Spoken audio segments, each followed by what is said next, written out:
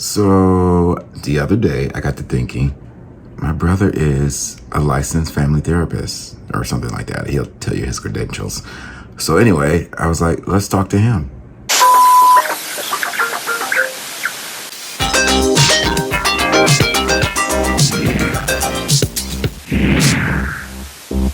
All right, I am here with Dr. Woodford.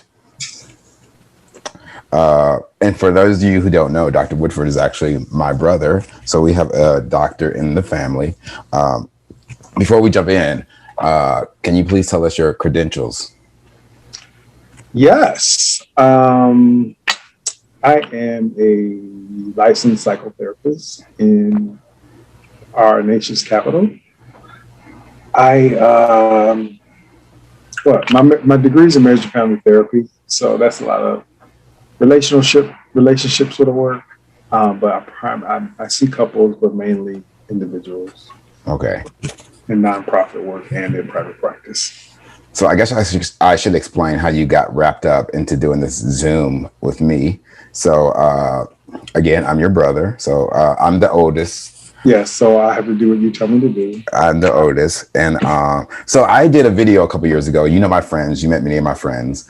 I did a video on being basically over 40 in the gay community. It was actually kind of funny because I was thinking on it today. Like, we had Eddie in there. Eddie is not 40 yet, but I'm sure we mentioned that in the video. But he is not quite 40 yet. But he has the salt and pepper, so people think he is. They assume. I know that. Yeah, they assume. That coming up. They assume he is. That he's old. But he had salt and pepper even in his 20s. But anyway, he was on the discussion. He wasn't quite 20 yet, 40 yet. But I think everybody else was. But anyway, I did this video like a couple years ago, and for those of you who don't know, like, I've done some video production programs and stuff like that. I have a real full-time job outside of that. So, that's kind of my interest. And, I dabble in it. So I did this little video with friends as a little experiment.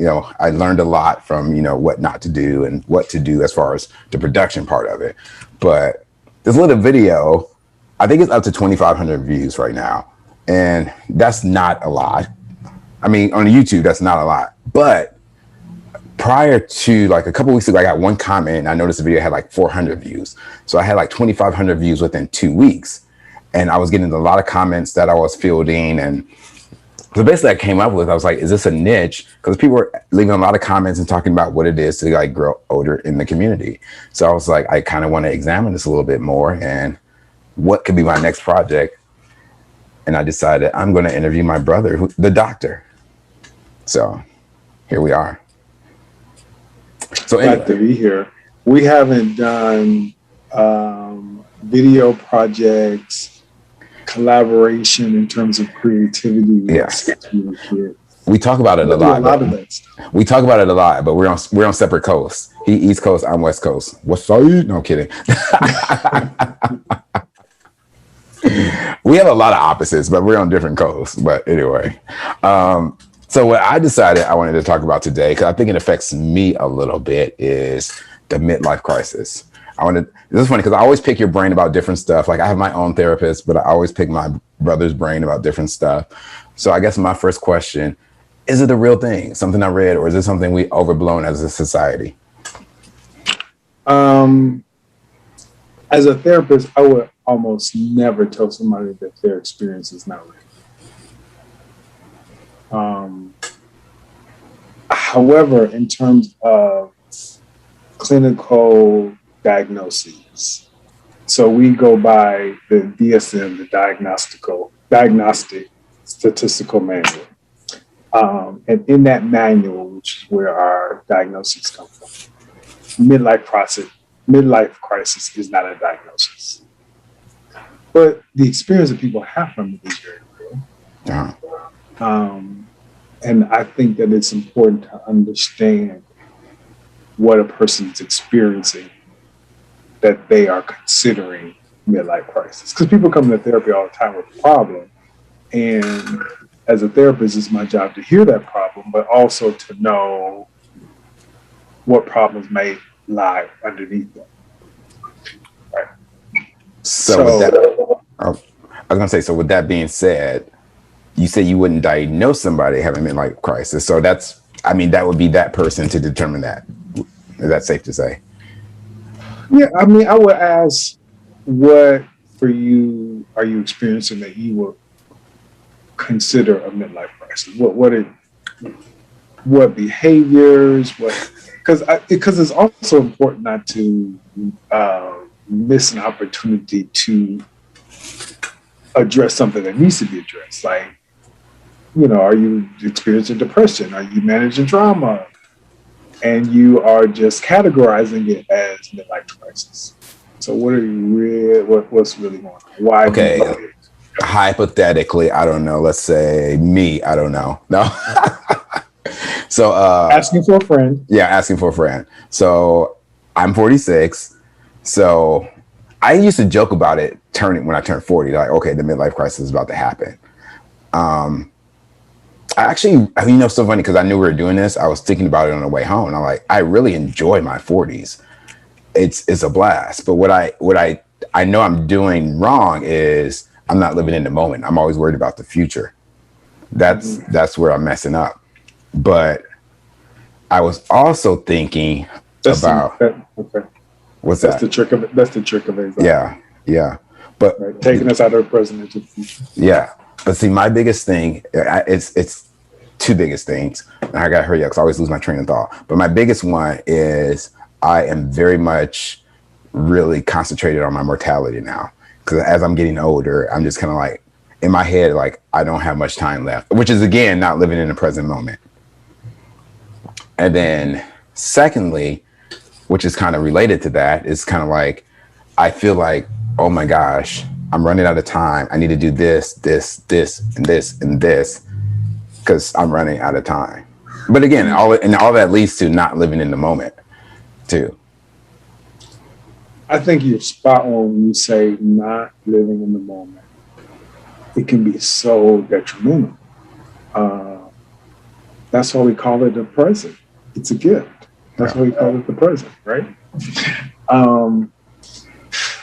And as I mentioned earlier, that's part of it. What anxiety does, it takes us out of the present and moves us into the future. The present we know, the future we don't know. Endless possibilities in the future. It can keep you there all day long because you go from what if, what if, what if, what if, what if, what if, and it just never ends. I also think, though, it's important to know that there is a healthy amount of anxiety that we can and sometimes should have, right? Preparing for retirement, say, right? Am I ensuring that I save enough? Do I have my investments set up and all that kind of stuff? Like, that's a healthy amount of anxiety. And, until I'm just like constantly checking, right? That's one thing.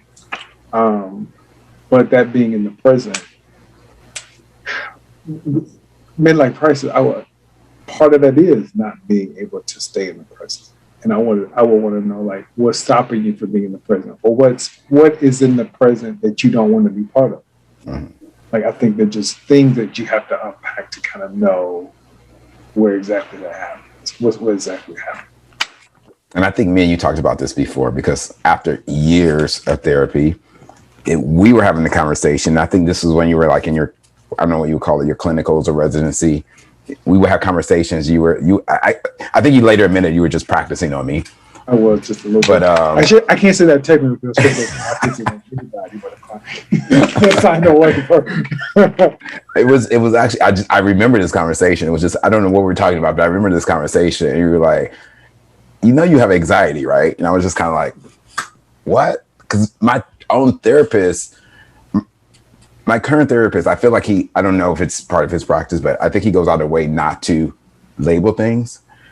But I think that kind of helped me when you said it to me. I was just kind of like, oh, because I always considered myself a worrier, but I never labeled it as anxiety.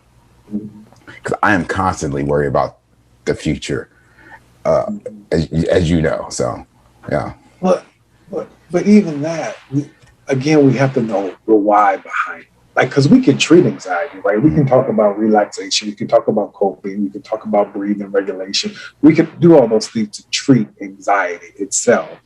But let's really talk about why the anxiety shows up. Let's treat that, right? Yeah. What brings it about? Because our brains are very fascinating. Our brains have a way of protecting us, right? And there are ways that our brains have got to protect us from things, and it uses anxiety to help protect us. Right? Let me prepare for myself. Let me prepare, because we can't let nothing slip on us. Let's get into the future and determine what's going on, what might happen, so we can stop all of those unpredictables from happening. And because it's trying to protect you from the unpredictable that you already experienced that you didn't like. Yeah. Right. And so it's really sort of a fascinating way, but we need to be able to slow down and understand what that process looks like and how it plays out for us, because it does play out differently for different folks.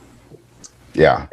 And I know for me, there is, again, it comes for me, and I can only speak for me, but a lot of it comes down to well, firstly, I'm naturally a worrier, as I already said. But for me, a lot of the things right now is there's things I want to accomplish, and I have creative endeavors I want to do. It's like, anybody who knows me knows that. And I've been a little lazy in it. And of course, I have a whole different career. So that's what I want to transition into in my next career. So I kind of have like, that kind of stresses me out. Like, okay, I want to do these things. I got to start jumping on these things, in which, me doing this right now is kind of me pushing myself in the right direction. Mm-hmm. And this is a totally different conversation, but we know I've been single for some time. So like the relationship thing, I'm like, I do not want to wait till I'm an old man to get married or settle down or whatever, have it, if I get married or whatever, So those are things like I need to do now. Like, because, when you have those images of what your relationship would look like, I'm like, I'm not an old fart in those dreams. So I need to make this happen now. But, and getting back to this midlife language, you and I were privileged enough to have witnessed great grandparents that we did not bury until we were adults ourselves. Yeah. So what does midlife crisis look like? Well, see, it's funny that you say that, because after, for those of you who don't know, our mom passed away about 18 years ago. So that did a number on me, because I was kind of like, all we have is our dad left. And that made me kind of feel like we don't have a strong track record as far as growing old. That's what it did to me. Well, it's funny you say that, because that's when you talk about midlife crisis. That's when I really had mine. Mom passed away when I was 25. She was 50. I had my midlife crisis then, but it was for different reasons, though, for me. And by the way, as somebody who's approaching 50, so I'm just kind of like, which weirdly enough, that does not bother me, but when you hit that age when your parents passed away, I mean, that was relatively unusual and young, but yeah, totally unexpected. Yeah. But when I looked at when I kind of processed my midlife crisis experience, it was related to me feeling as though I have not done anything that I set out to do yet. Yeah.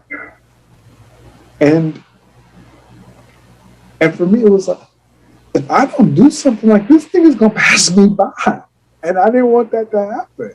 And it really took, and Mom's passing really was a turning point for me, because it helped me to start to really question my motive and what I was doing and why I was doing what I was doing. Because I realized, okay, life can be short. And is that when you decided to go back to school? Not immediately. I didn't go back to school for about 5 years after that. But I was trying. It was in the back of my mind. I was trying to plan and try to figure out how it was going to work, because I had no idea how it was going to work. I had no idea how it was going to work.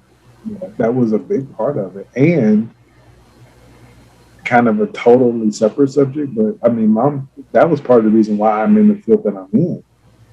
I don't know how much to say in this moment, but wait, say that again. I'm sorry, I missed that. Repeat that.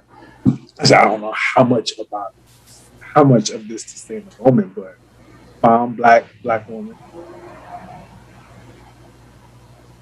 a woman of faith in church and religion. And I believe that she suffered from mental illness that went undiagnosed.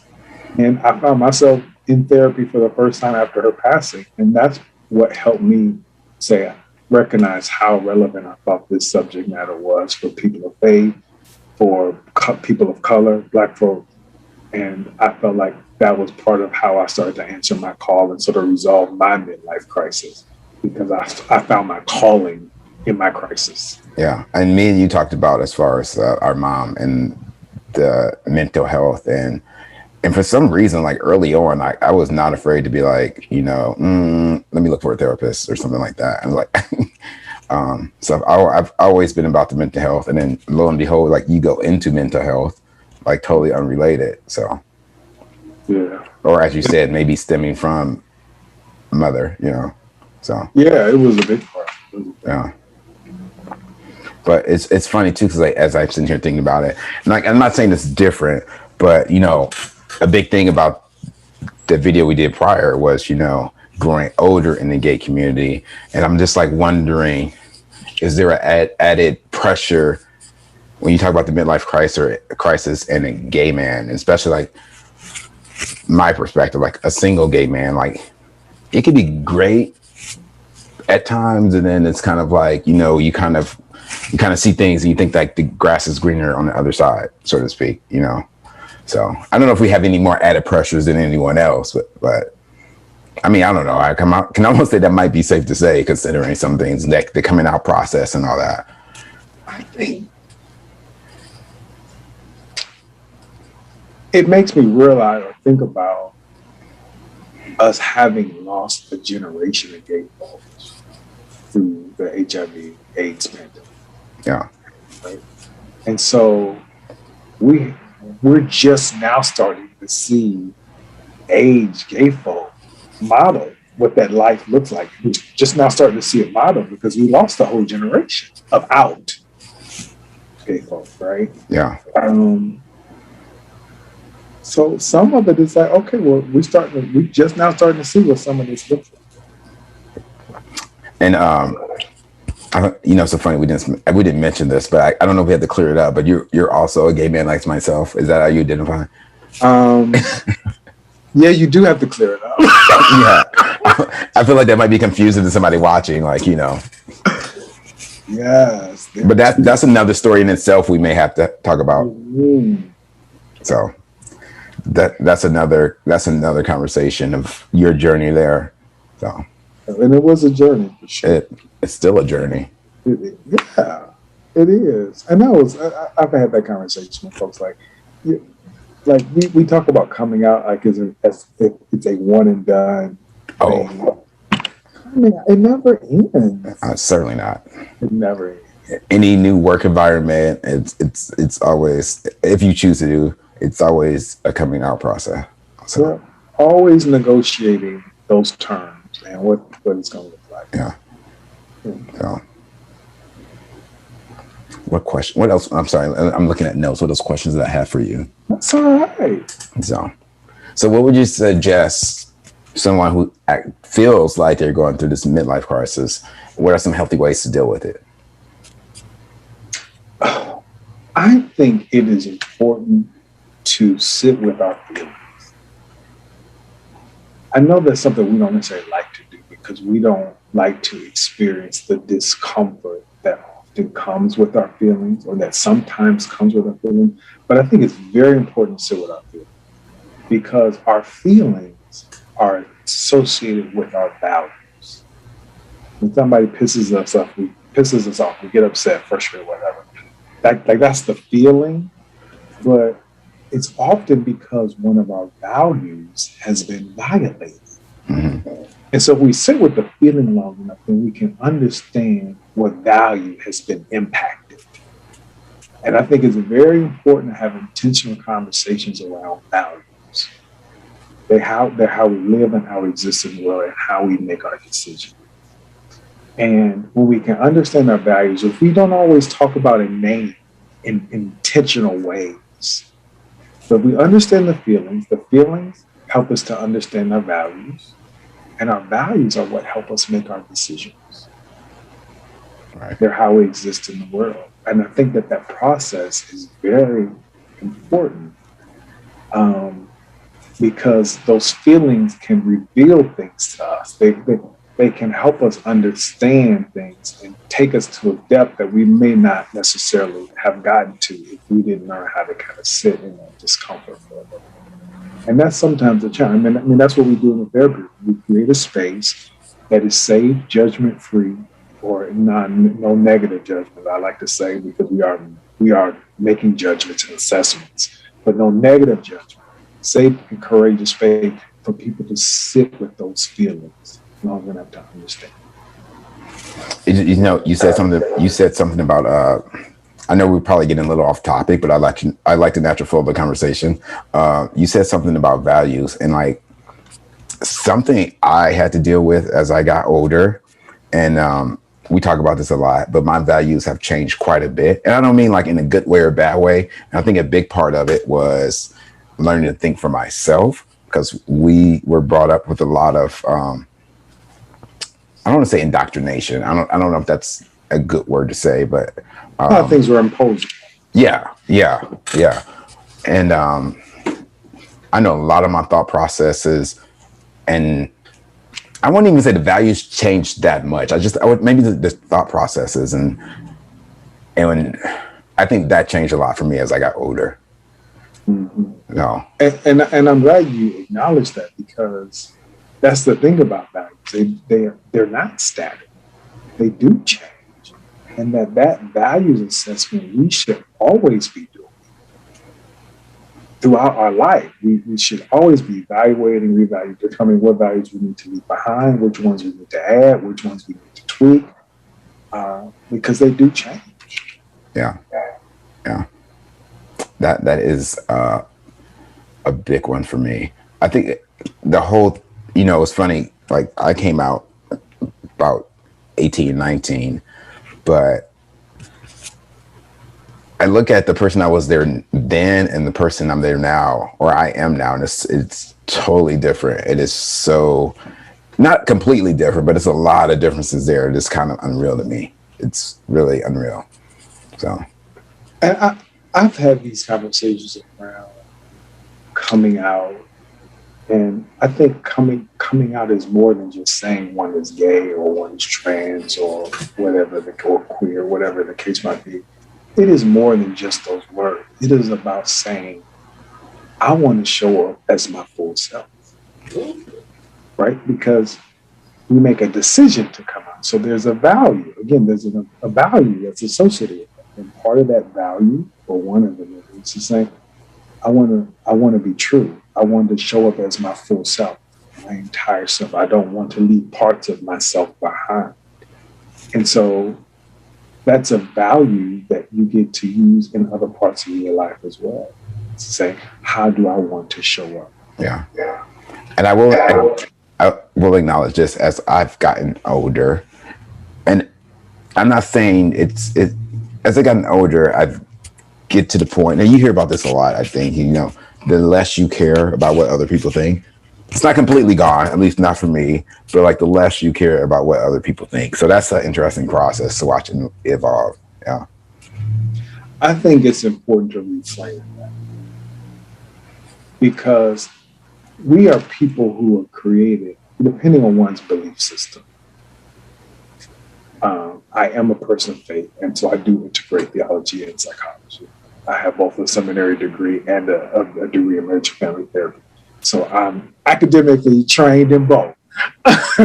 but I say that to say that I don't just talk about it haphazardly. But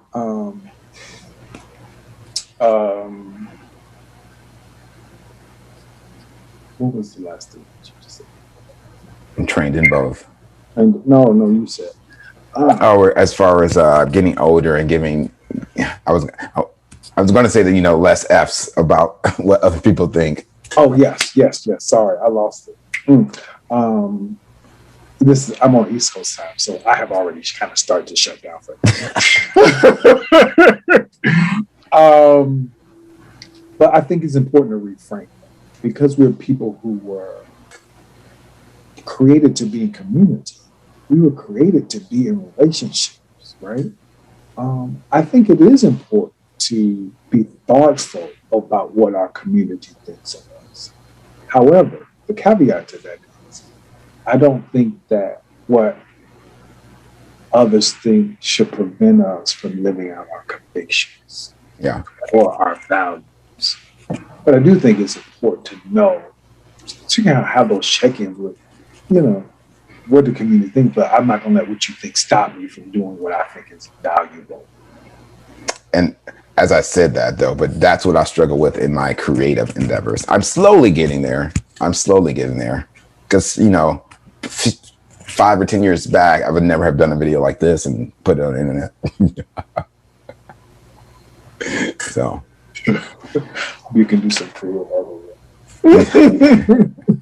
so yeah. But listen, yeah, because even me, I was sitting there like, oh man, am I saying too much in these moments?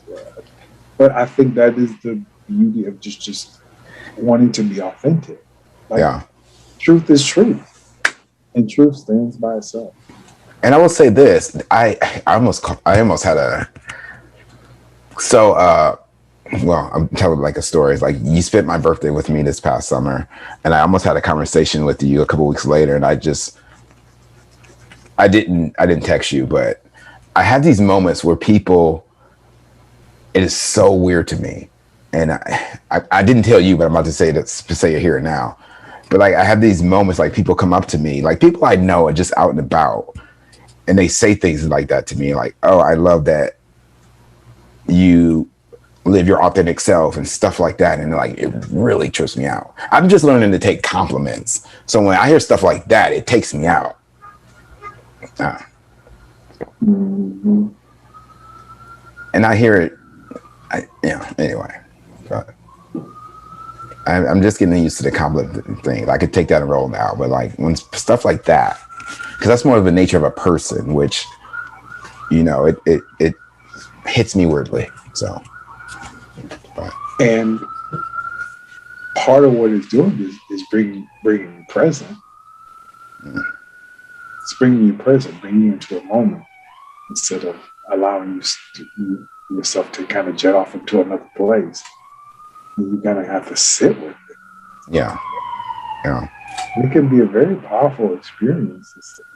Well, and then I want to tell myself, oh, they're just talking, and these aren't even, it's just, it's just how people talk, new age and stuff like that, But and it was actually funny, like the last time it happened to me, as you just said, I tried to, because I can brush it off. I can easily brush it off, But I the last time it happened to me, because it may have happened like a couple times that week, I tried to sit with it. I tried to, so at least. I hear you. So, but look, or go ahead. I was probably just going to take it a little further, but I mean, I think about the kindness of an individual for sharing. Like they're offering. It's an offering that they're providing. Yeah, sharing that, and I totally agree. That's excellent on their part too. Right? Yeah, it's just, and it's such a wonderful exchange if we allow it to happen. Yeah. Right. But you know me well enough, because even again, like during my birthday, we had a conversation. You know me well enough to like, I always think, stop, you're overstating this. We had that very conversation. I remember like me, you, and Anthony. So, but yeah. So I think that's the beauty of being able to do that. I think there's so much value. Okay, so we grew up with Black Pentecostalism. Right? That was the faith and the tradition that we grew up in. Let me tell you, I had and very spiritual, kind of sometimes people perceive as spooky experiences to those who don't understand what's transpiring, and very closed off to things that are not like it. That was part of our experience, right? I took a trip years ago to Thailand, and I was in Bangkok. And let me clarify why I was in Bangkok, because I know there are perceptions about Bangkok. I was at a female Buddhist monastery. That's an oxymoron all by itself because women are not supposed to be monks. And I had one of the most profound spiritual experiences there. And for somebody who grew up in a Pentecostal church and had a profound spiritual experience in a monastery, a female Buddhist monastery in Bangkok, that says like anything can go if you allow yourself to be present. And the core, and anybody knows anything about Buddhism, that's part of the principles about being present in the moment. And so that's part of how I learned, or really started that journey, or continued that journey, I should say, about understanding the value.